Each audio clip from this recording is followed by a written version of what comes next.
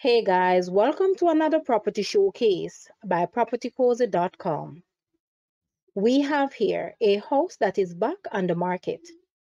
It sits on approximately 7,107 square feet. It comes with 4 bedrooms and 3 bathrooms. It is located in the upper Culloden neighborhood of Whitehouse, Westmoreland, near to the beach.